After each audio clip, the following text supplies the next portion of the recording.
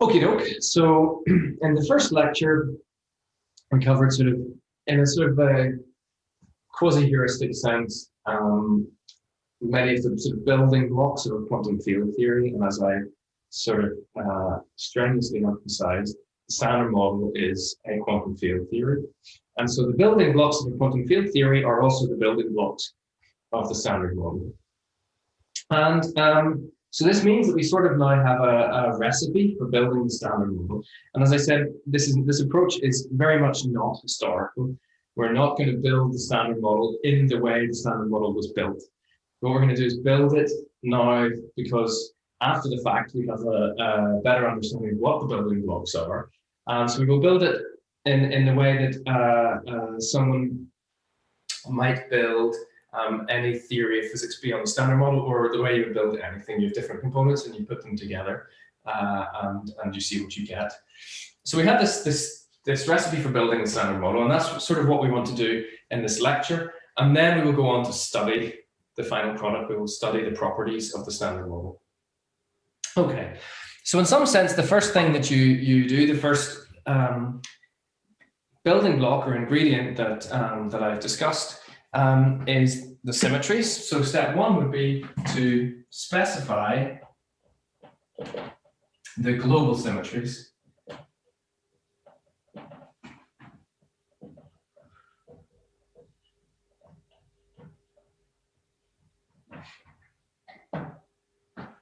Now, we will actually find in due course that the Standard Model has all sorts of accidental or approximate global symmetries, and they're not imposed as a priori. So we want to think about the global symmetries that we do want to impose. We want to say, we believe that this is a symmetry of nature, and so we impose that on the theory if we want the theory to respect that symmetry of nature. And basically, the only one we're sort of really interested in is essentially Lorentz invariance. So you'll be familiar with special relativity and your rotations and boosts. And we want the theory to respect those symmetries. The basically the Poincare group, with all the other bits and pieces put in as well. Because we know that we think that to a very good approximation in flat space, so without gravity, physics is Lorentz invariant. Okay, so we want to write down a Lorentz invariant theory. So in the Standard Model, what we would impose or hypothesize or assume is Lorentz invariance.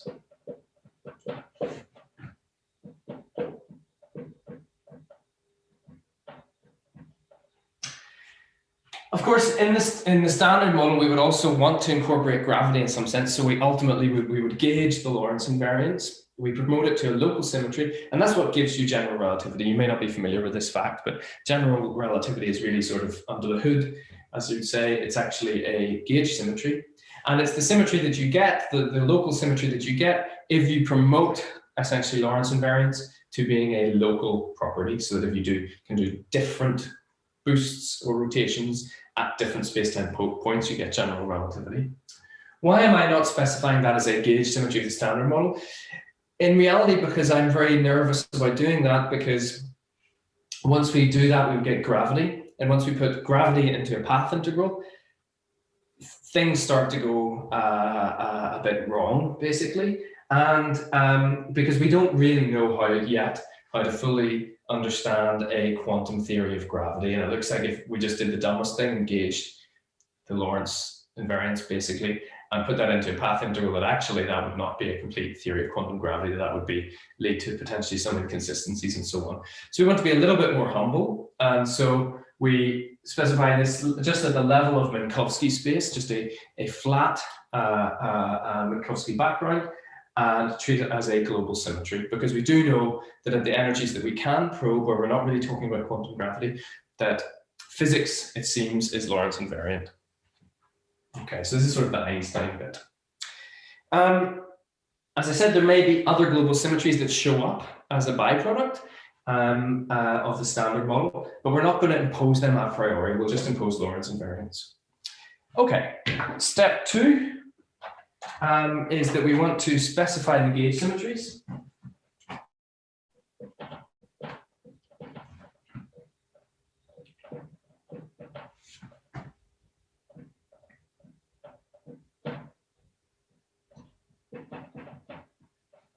And this is where things start to get a bit more interesting.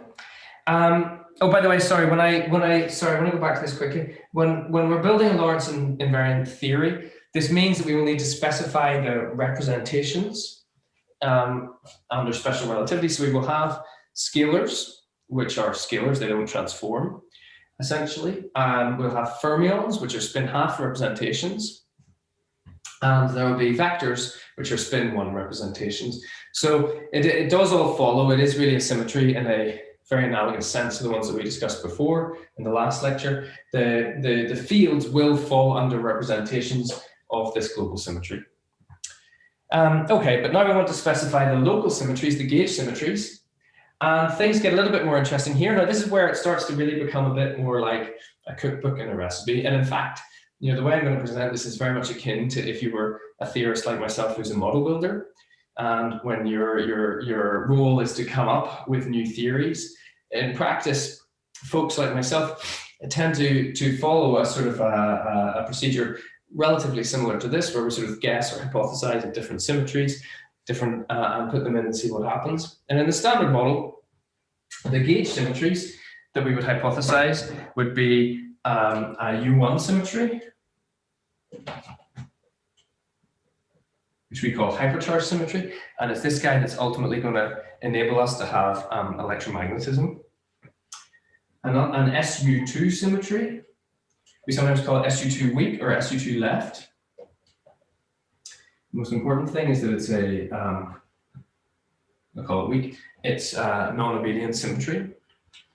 So we'll have things with charges. The representations will be charges under U1 hypercharge. There will be fun things, objects, for example, fermions and fundamentals of SU2. And we discussed those notions in the last lecture. And the last gauge symmetry will be SU3 color. So if we have these gauge symmetries, what do we get? Well, ultimately, this guy here will give us QCD. This becomes QCD.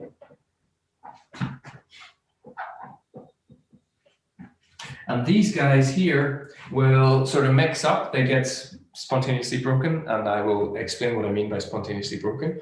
They get mixed up and essentially become the electroweak plus QED physics that we know and love. And the Higgs is responsible for all of that stuff. So these gauge symmetries, they're like the forces, right? They are the force carriers of forces between matter. And you know, there's something very, very aesthetically pleasing about U1, SU2, and SU3. I don't know why nature stopped there. Why not SU4, or why not a different type of non-abelian symmetry, like an SO symmetry, or you know, an E6 or something like this. There are lots of different symmetries one could have chosen. For some reason that we cannot explain, nature chose these three gauge symmetries in the standard model, these three forces. And so that's what we have to work with. Step 3 would be to specify the representation. So now we're really we've chosen what type of food we're going to make. And in this recipe now is at the point where we're really putting in the actual ingredients. So we specify the representations.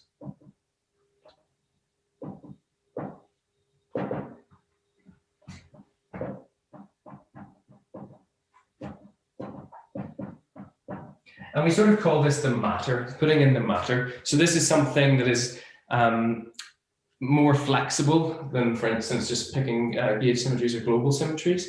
You can have different types of representations. You could specify different combinations of representations under the different gauge groups and so on. Of course, historically, this was something that was essentially guessed at, you know, piecemeal.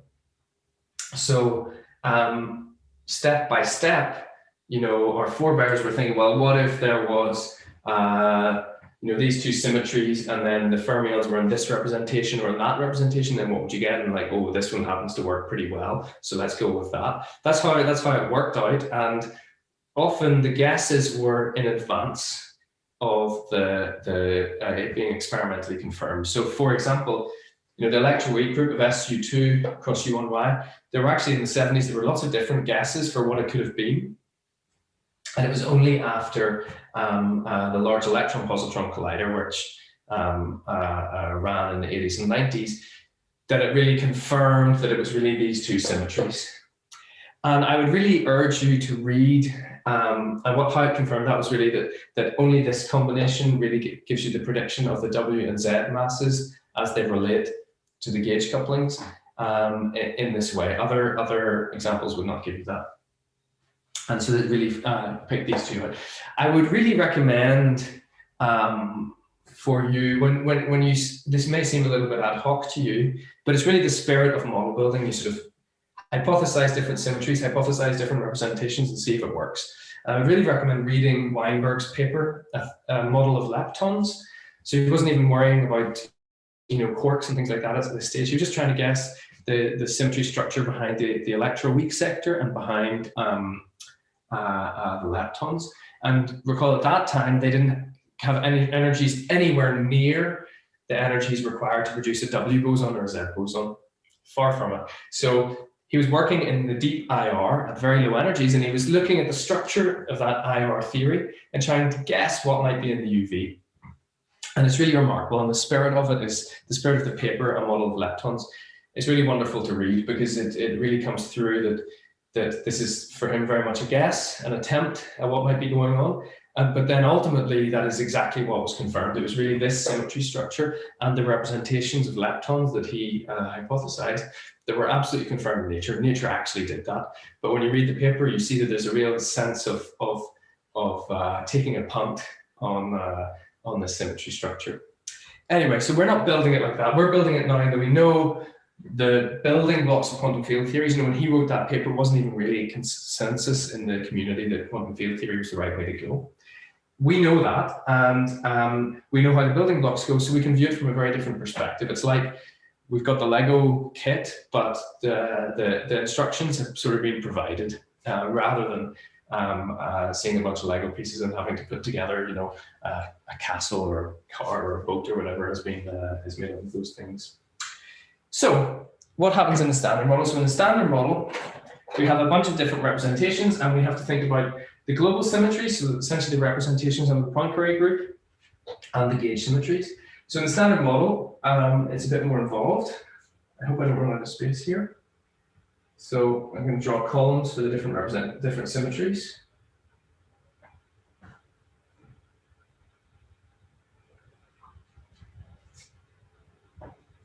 And rows for the different fields.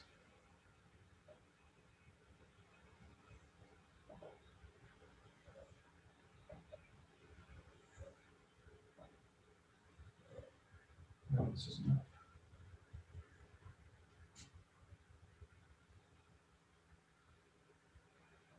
Let's go over there. Okay. So in here, I'll put in Poincare. So this is, essentially Lorentz invariance with a few extra bits. U1 hypercharge, SU2 weak, and SU3 color. And we now have a sense of what representation means. It's sort of an object that transforms in a well-defined way. For the Higgs, we'll start with the Higgs, which this is the thing that came last in the standard model, but it's sort of the great unifier of the standard model. Is the thing that ties the whole structure together. And it is a singlet, it's a scalar field. It's the only, in terms of the standard model fields, not things that are composites from the standard model, but standard model fields alone, it's the only scalar field, which already makes it very special. It is charged 1/2 under U1 hypercharge, and we know what that means. It means that if we do a hypercharge transformation, e to the I theta, it will go like Higgs goes to e to the I theta over 2 times Higgs. It's in the fundamental representation of SU2 weak, so it's a vector with two pieces, two complex scalar fields in it, and it is a singlet under SU3. So we put 1. That doesn't mean charge 1. That means that it's a singlet under the non-abelian group. Then, actually, I'll drop this down here. Sorry. Then we get to all of the matter fields, the fermions. So we have a fermion, the rest will be all fermions. The gauge symmetries themselves implied the existence of the gauge fields, so we don't need to specify them here, but they are there. So you've got a gauge field, we call B usually for U1 hypercharge. Gauge fields, we usually call them W for SU2 weak, and gauge fields for SU3 color, and we call them the gluons. And then we have all of these fermions. Q, UC, which is like the conjugated up quark, DC, L, which is the lepton doublet, and EC. And the representations go like follows. We have 1/6 hypercharge. This guy is a doublet and is a fundamental of SU3, so a three-dimensional vector. UC, we have -2/3. A singlet under the electroweak group, so this is just one field in terms of electroweak symmetries that doesn't transform. Under SU2 weak, it doesn't transform, but a fundamental under SU3. DC has charge 1/3, one singlet under SU2, sorry, and a fundamental under SU3. And then we get to the leptons, we have a half. L is a doublet under SU2. And these guys are singlets under SU3. They're not colored. They don't carry a colored charge of any form. And then finally EC, which is hypercharge -1, and is a singlet under SU2 weak, and a singlet under QCD. And then on top of that, for reasons that I believe nobody can explain, we have 3 copies of this. Now, this looks like a rather peculiar recipe, right? The standard model cannot explain the standard model. So the standard model, this is the standard model, matter content. But especially when it gets down to the hypercharges, it's looking pretty bizarre, in my opinion. There are some remarkable things about this. The first is that actually these hypercharges fit very neatly within a theory where SU3 and SU2 and U1 are all combined together into a larger gauge group like SU5. If you do that, it turns out that these guys, these hypercharges come out just right. And that's a very compelling thing, which is why lots of people like to think in the past and still do about something like a grand unified theory, because at present this looks like a rather ad hoc set of representations, but from within that perspective, it looks fairly natural and almost automatic, and also simpler because you just have at very high energies just one gauge group. The second thing is that what's absolutely astonishing that the theorists before us were able to guess at this structure basically in the sort of late 60s and 70s when the standard model was being constructed. They were essentially able to look at the measurements that had been made, all really at low energies, and read the tea leaves and construct, like the electroweak theory, Glashow, Salon, and Weinberg, putting together what's happening with the electroweak sector, the Higgs, and the leptons. And then also in using the Higgs mechanism, which was developed by, Broud and Englert, Guralnick, Kibble, Higgs, and others. And at the same, sort of in tandem, the theory of QCD, which at that time really just had, pions and all these different baryons and K-mesons and all this sort of stuff. They were able to guess that underneath all of that stuff was, a theory with an SU3 gauge group. And these representations, quarks, charged under these SU3 gauge groups, with these hypercharges. And already this looks ad hoc, and we're just writing it down now. We're just saying, well, what if this is it? This is how you build a quantum field theory. What if these are the charges? And then you get the standard model. But this was figured out in this sort of piecemeal process, all sort of in tandem between the different components of the standard model development to arrive at this structure, which I still find completely baffling, and it's really astonishing. That's why I started saying, it's one of, in my mind, it's really the greatest intellectual achievement of humankind. Okay, so now let's go to step 4. So step 4 would be, so now we've specified the building blocks. So now we build the theory. We build, and by theory I really mean Lagrangian or action, or even better, path integral. So we've got these different pieces together. And now we have to write down all of the terms that we can have. So we'll start with the Lagrangian, then we'll go into the path integral. Now, I understand I've used the term path integral quite a lot without ever really qualifying it. And I will use the opportunity when we do that to give you a better picture of what I mean by path integral. Okay, so step 4 will be to write down the most general theory we can that is just consistent with these symmetries and includes these representations. So let's do that. Step 4, write down most general action.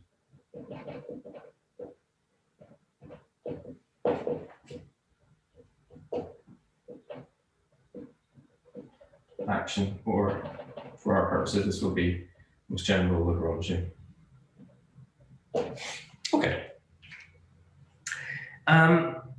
So the most general Lagrangian, I will say, I'll write it as L. And a useful way to organize the Lagrangian is with respect to the mass dimension, or essentially length or time dimension of each set of terms. I will refer to each term as I would call it an operator. For me, I think I'm just being a little bit sloppy. That's like a hangover from when you do quantum field theory using creation and annihilation operators. So every term I write down in the Lagrangian, in the back of it, in the back of my mind, that's corresponding to a set of operators in a quantum mechanical theory.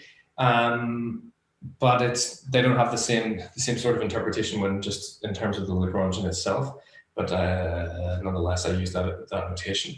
And so what we will do is we'll write down an action which has operators of mass dimension 0. And I'm really talking about the dimension of the fields and derivatives and things like that, not the parameters. The parameters soak up the dimensions to make the whole thing dimensionless in the path integral. And then, so it'll be bits with mass dimension 0, 1, 2, 3, 4, 5, all the way up to infinity. That's really how I would view building a theory like this. So what can we have? So L0, the lowest dimension term, would just be, doesn't involve any fields, and we'll just have a constant. I'll call it big lambda to the 4. So this is the cosmological constant.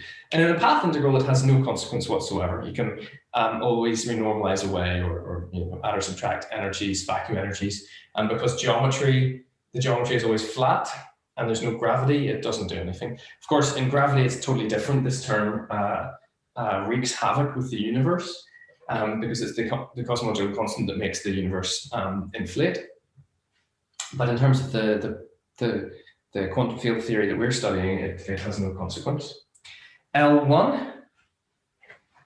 So we say, all of these terms will have mass dimension 4. This has dimensions of mass.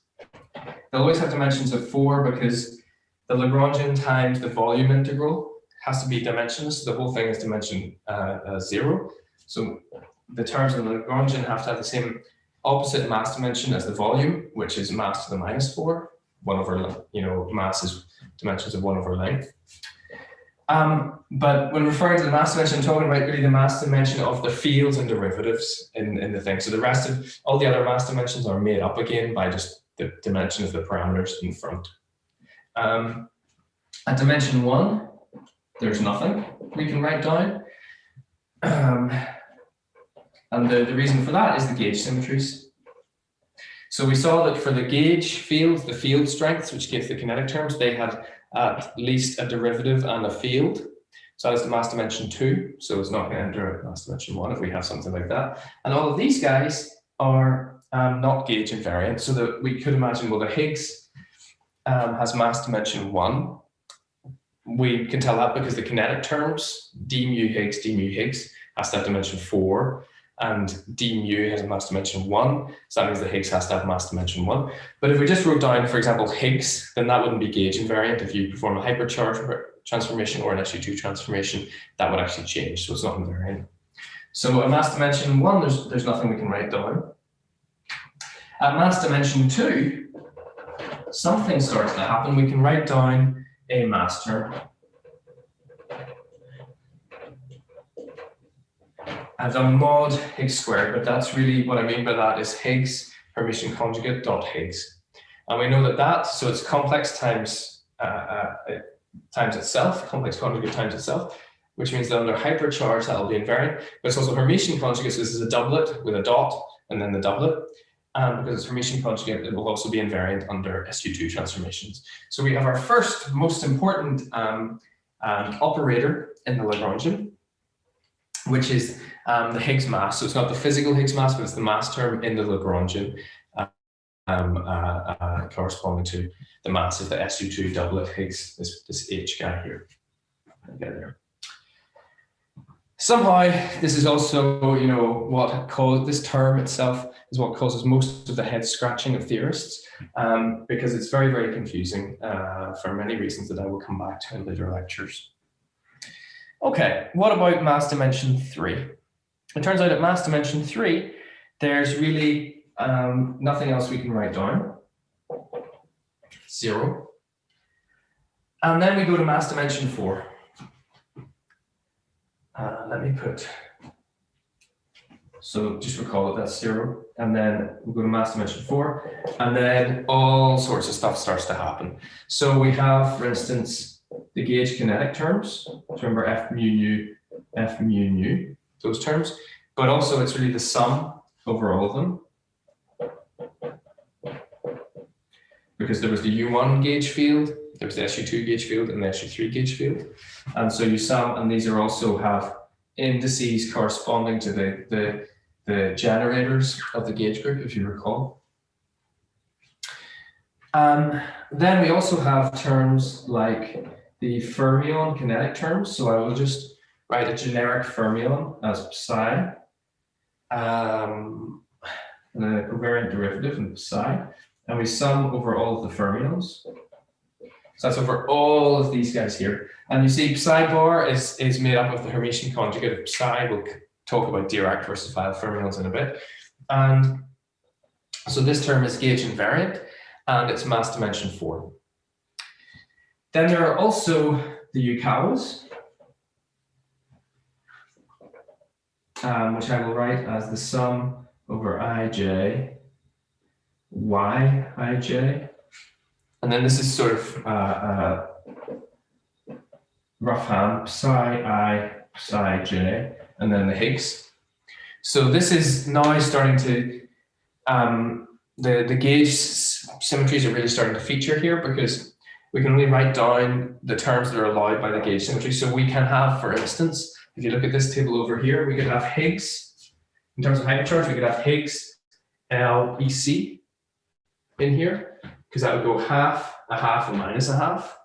So that's 0. But also the 2 under electron weak here would form a singlet, would form an invariant with this 2 here. We might need to have, so I should say this 2 bar. 2 bar, which is an anti-doublet, essentially, an anti-fundamental. So the 2 bar and the 2 will give you something that's invariant. And you can do similar things as well. So the only other terms that you're allowed are things like, so you're allowed Higgs LEC, you're allowed Higgs QUC, sorry, Higgs QDC, or you're allowed Higgs dagger QUC. Those are all of the SU2 and SU3 and U1Y invariants that you can write down. So you sum over all of them. And then the last one at dimension 4 is the Higgs quartic. So I'll put in, should be minus lambda, I'll say lambda over 4. You can, there are different normalizations, it doesn't matter so much. Then Higgs to the 4. And Higgs to the 4 is just the square of Higgs squared, and Higgs squared is just Higgs dagger Higgs. Okay.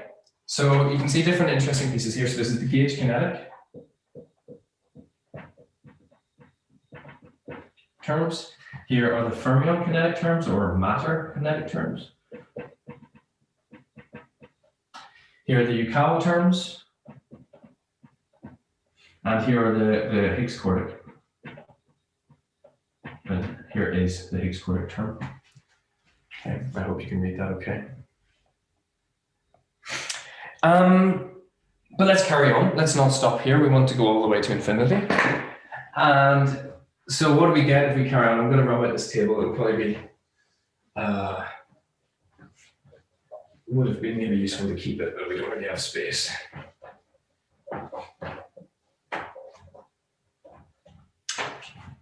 Okay, so let's go to dimension 5. What happens at dimension 5? Turns out that there's only one term that's allowed by the gauge symmetries at dimension 5. So now the operator is dimension 5, mass dimension 5. We need the whole object to be mass dimension 4. So that means that now mass dimensions will start to have to go in the denominator, not here, there in front. Here, these were dimensionless quantities because these are all operators of dimension 4. And you can figure out all of this stuff, by the way. So if you just take, for example, and there's also the Higgs kinetic term in here as well. Sorry, I left out the Higgs kinetic term plus d mu Higgs all squared. Higgs kinetic. The easiest way to figure out the mass dimension is just to look at the kinetic terms. They have to be dimension 4, and then this will tell you pretty quickly what the mass dimension of a field is. So here, you see the mass dimension of the Higgs has to be mass dimension 1. The gauge fields have to be mass dimension 1. And here you see the fermions of mass dimension 3/2. So L5, what can we have? Well, we are allowed to write down something like this. L dot H, dagger, I think, squared, all over some mass dimension 1 quantity I'll just call lambda L. So this is allowed by all of the gauge symmetries. There's no reason for it to not exist. But there's a mass dimension in the denominator, which tells us that, that in some microscopic theory that might generate this term, this will be in some way related through a coupling, as we will come to see, to the mass of some particles in the UV, some particles at very short distances. But this is also a very, very important term. It violates lepton number. This is squared. So if L has lepton number 1, then this is an operator that has lepton number 2. So if we do a lepton number transformation, which we will come to, this is not invariant. And also it generates, as we will see, neutrino masses. So this is a super special operator, and it's the first operator at odd dimension that we can write down in the standard model. And then if we go to dimension 6, we get operators like Higgs to the 6, for instance, over now lambda squared. This is a lambda we're assuming is mass dimension 1, plus many others. In fact, a couple of thousand, 2,500 or so operators if you're being totally general, more. Then we could go to dimension 7, and I myself and not many other people can really be bothered. And I will explain why we're not so bothered about higher dimensions like that in due course. So all of this goes into the path integral. So we've built the standard model, not chronologically by any measure. What we've done is we've looked at the building blocks of a quantum field theory, and using those building blocks, we've built up the quantum field theory that is the standard model, as I see it. Now, there's a little extra we need to keep in mind, which is to do with these different dimensions of the operators. And it relates to a concept that we sort of broadly call relevance, which is the following thing. Actually, let me take a whole board for this, actually.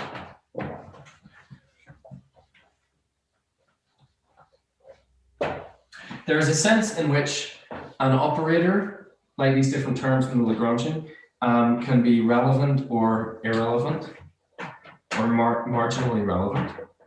And it's a very useful organizing principle when we're thinking about things like experiments. So one can ask, what is the relevance of an operator? And this has a sort of, sounds like a rather vague term, but it has actually a very useful sort of operational meaning. So cross sections, so if we think about observables, what do we measure? One observable that we can measure is a cross-section, which is essentially you multiply it by the luminosity and you get essentially the rate at which a certain event will occur. If a certain process has a cross-section of x, then you multiply x by the luminosity to get your predicted rate for various things. You can look up the cross-section for the production of a Higgs boson or something, and then look at the luminosity of the LHC and see how many Higgs bosons you would produce. So cross-section is an observable. It's a quantity that we can observe. There are other observables in nature, but that's one. We call it an observable because it's literally just something you can measure. Now, on dimensional grounds, we will see that operators of higher dimension must have additional factors of the energy of the process in them when they are contributing to a cross-section. So for instance, if we have the cross-section for some scattering process, might be 2 to 2. So 2 particles in, 2 particles out. And we measure some cross-section, which is telling us the rate for that happen. The cross-section is mass dimension -2. It's a cross-section, so it has dimensions of area. And so the final thing will have something like, we'll scale like something like, for instance, 1 over energy squared, or maybe 1 over mass squared, where the mass is the mass of a particle in the interaction, times the various contributions from that Lagrangian, from all of those interactions in the Lagrangian. So the first piece would be, for instance, a contribution at dimension 4, like this. And at dimension 4, we saw that the coefficients had no mass dimension, the coefficients of the operators, because the fields and the derivatives and so on inside the operator all added up to have mass dimension 4, which is what we need to have an action which is dimensionless. So there'd be some things like a gauge coupling squared or something in here, or or the fourth part could be, or a Quartic scalar Quartic interaction. All of those dimension 4 interactions. But that's not it. If we had also higher dimension interactions, then we would have things like a piece that goes like C5. That's the contribution from operators of dimension 5. And that guy had in its denominator a mass dimension quantity. So that means in the numerator there has to be another quantity of mass dimension. And if we're scattering at very high energies, the only other quantities that have mass dimension would be the actual energy that you're scattering at. So this would scale roughly like energy over lambda, where lambda was the denominator in the coefficient of the operator. And similarly, we could go to dimension 6, C6. We'd have E over lambda, lambda squared, and so on. Okay, great. But lambda, we can absorb any powers of couplings into these terms here, and lambda is really then becoming something that depends on some mass scale in the UV theory, some mass scale in the microscopic theory. It has mass dimension 1, so there's some mass scale in there. And we see that whenever the energy is far less than m, then these terms become less relevant. So we say that these terms here are irrelevant.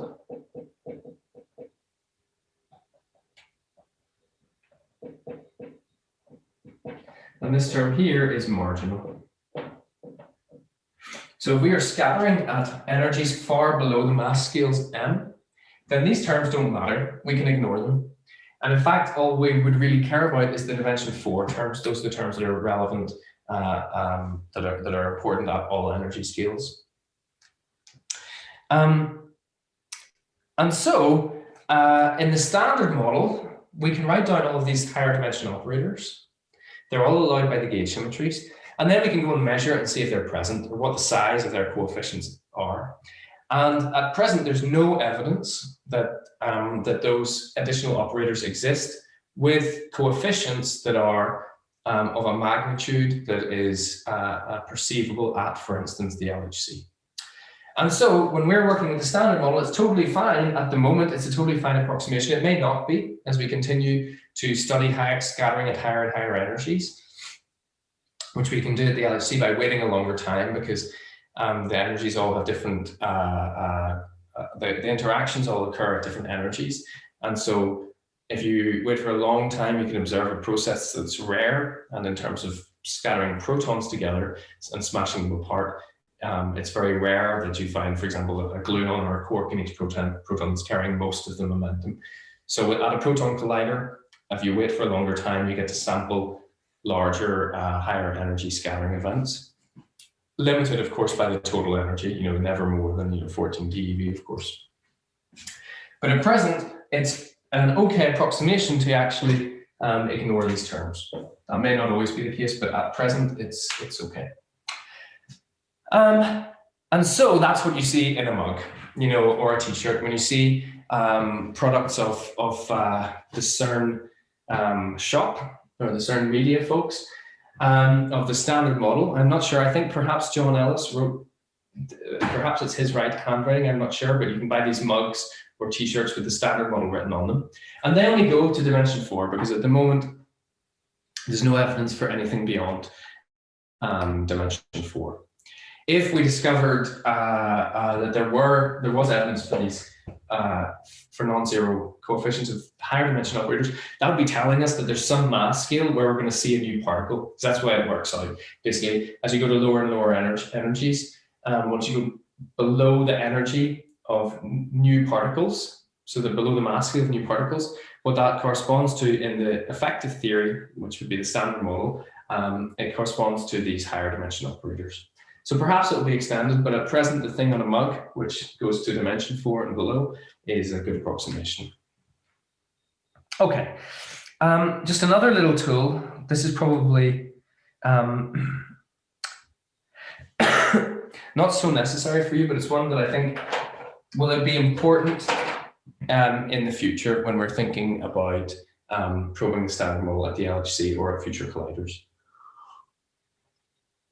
And it's a very important tool when we're thinking about effective theories, like the standard model, that we think should have some UV completion in terms of a more fundamental theory that will explain the parameters that we measure. And it's to do with H bar. So I have a little bit of a bee in my bonnet about natural units, which is that natural units are great because one can always set the speed of light in H bar to 1 and go ahead and calculate, and you don't lose anything so long as you're careful, you don't lose the ability to calculate. But you do actually lose something in terms of the structure of a theory. And how does that work? So we know, and I keep banging on about this, but the standard model is really a quantum field theory, so we have to put it in a path integral. So we put it in some path integral, it's called Zm. And this is going like the integral over some curly d of all of the fields, I'll call them phi. I'm terrible at these curly d's. Then e to the I over h bar, then the integral over all of the space-time dimensions, in our case it's 4, times the Lagrangian of the fields. What does this mean? So you may not have seen this. All this means is that you are integrating over all possible fluctuations of the fields. So it comes from a path integral in terms of quantum mechanics. So in classical mechanics, you may have a theory where if you have some initial conditions here, a particle will move from A to B. You'll be familiar with that as just some classical scattering process, for instance, where you're just shooting a particle from A to B. But we know in quantum mechanics, and you may have come across the path integral formulation of quantum mechanics, or you may not have. I'm guessing if you're doing a PhD in particle physics, you've probably read some Feynman, and in which case you will have at least at a qualitative level seen these sorts of concepts before. But in the path integral, you sum over all of the different paths that you could have gone over, and you get a weighting for each one of these. They contribute in the action a different amount. And that gives you a way of formulating quantum mechanical processes using this integral, but it would have a curly d here, and you'd integrate over all the different paths of the particles. The path integral, as it applies to field theories, is sort of the same. So it's not a physical path in the sense of the particle is going different places, but it's a field path in the sense that the field can fluctuate by different amounts at those different places along its path. And that's how we formulate, for the most part, quantum field theories. There's actually more general ways to formulate a quantum field theory, but for our purposes, it's absolutely fine. And that's where H bar comes in. So in the limit that h bar goes to 0, we should recover a classical theory. And you see here that this is essentially a sum over all the different paths of the fields, all the different ways they could have fluctuated. And this goes to 0, then this is infinite unless the path is essentially 0, which picks out the classical path, and everything else just oscillates infinitely fast, so it just averages out to nothing. So that's the classical limit. But h bar is not 0, and this is actually useful, and this is all very sort of highfalutin stuff, but this is actually very useful when we're thinking about something like the standard model, because just doing dimensional analysis, we see that the dimensions, the units of the Lagrangian over h bar has to be the dimensions of x to the minus 4, length to the minus 4.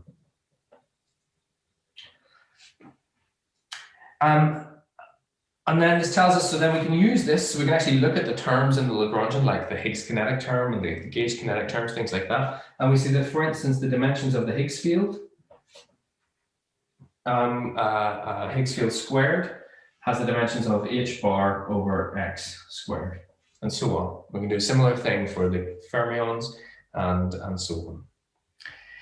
And then going further, we can look at, for instance, the Higgs quartic interaction in the Lagrangian, and that tells us that the dimensions of lambda, which is the quartic interaction, Higgs to the 4, has dimensions of h bar over x to the 4. And so this tells us that actually the dimensions of this quartic interaction are the same as the inverse of h bar. Okay. Now, when you set h bar to 1, as we normally do for natural units, then this is, which you just say that this is dimensionless, that's dimensions of the number 1, which is dimensionless. But when we don't do that, we get this extra little bit of information.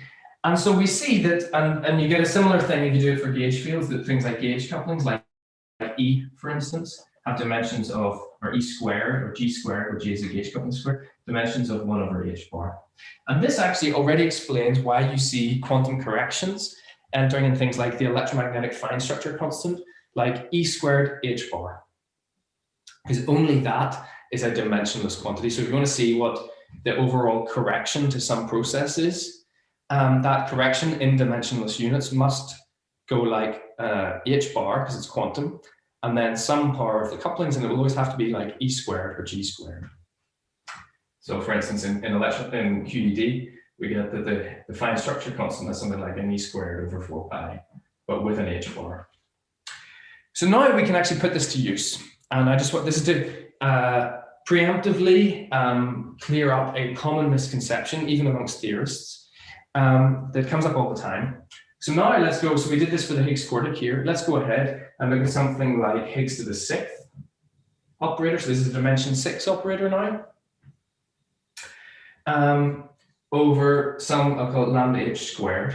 So this has all the right mass dimensions to go in the Lagrangian. This is one of those operators we could have at dimension 6.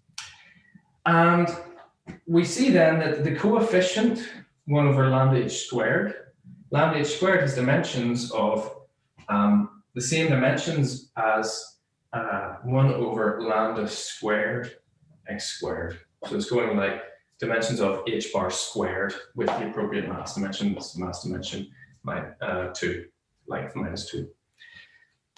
And we can apply this again and again. We look at all these different operators, and we see that it becomes useful to define a dimension which is we would call coupling dimension, which goes like h bar to the minus a half, and a mass dimension, which is dimensions of inverse length.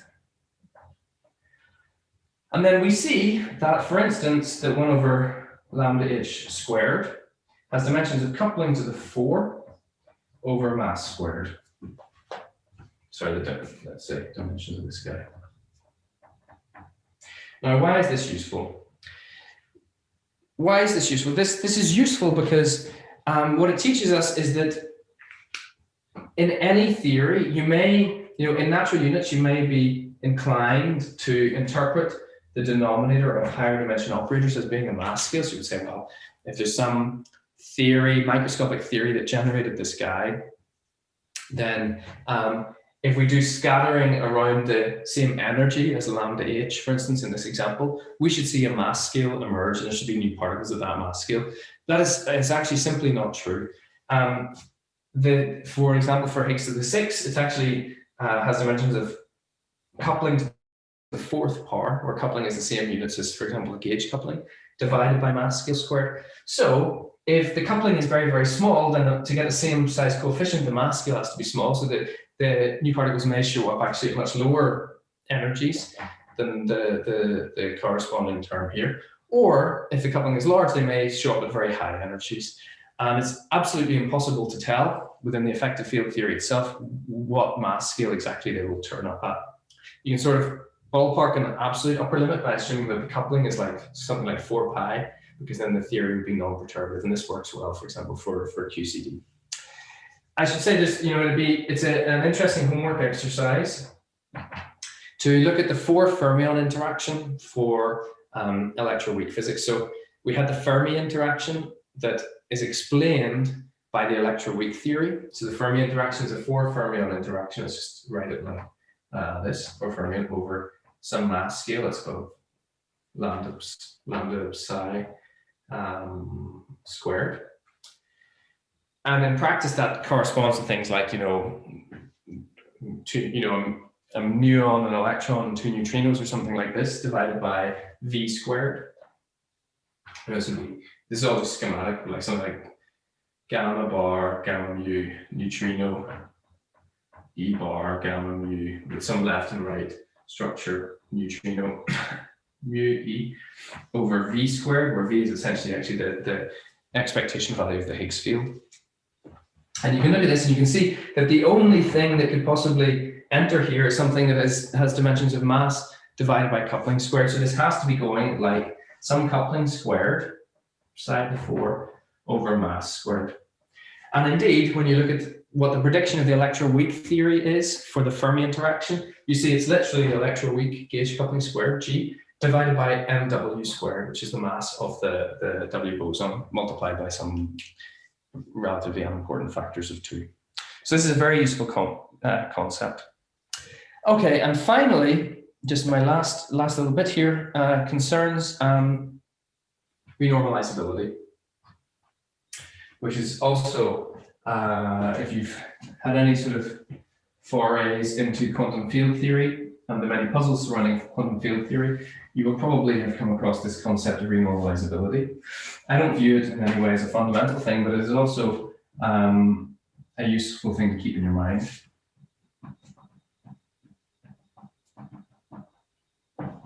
So what is renormalizability? So essentially, if it turns out that if all operators for a dimension 4 theory, so 4-dimensional theory, are at a dimension less than or equal to 4, and some extra constraints. So if the gauge symmetries don't have any anomalies, like we call that, I'll tell you what an anomaly is in the future, but it basically means that you have symmetries where the Lagrangian may be invariant, but the path integral is not, which is basically telling you that this part here is changing under a symmetry transformation. So if the theory has all operators at less than dimension 4 and it's anomaly free,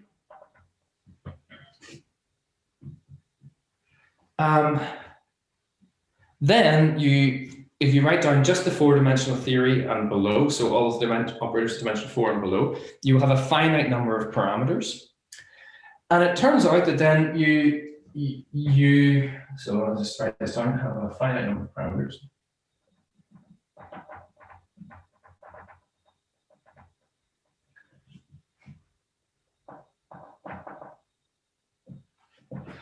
And it turns out that if you say n of those parameters, if you perform n experiments to measure all of those parameters, then once they're measured, so they are free parameters in the theory, but then once they are measured, for example, the Higgs mass or the electromagnetic gauge coupling at some energy scale and things like this, once they're all measured, then they're fixed. So you put those measurements into the theory, and then everything else is uniquely predicted within the quantum field theory. So you can go to arbitrarily high loop orders, like for the electron anomalous magnetic moment, you can go to arbitrarily high orders in loops, for example, and you can always calculate unambiguously what the rest of the predictions are. So you have n experiments fixed n parameters. We can do this in the standard model, and all of those parameters have now been essentially fixed with error bars, but essentially fixed.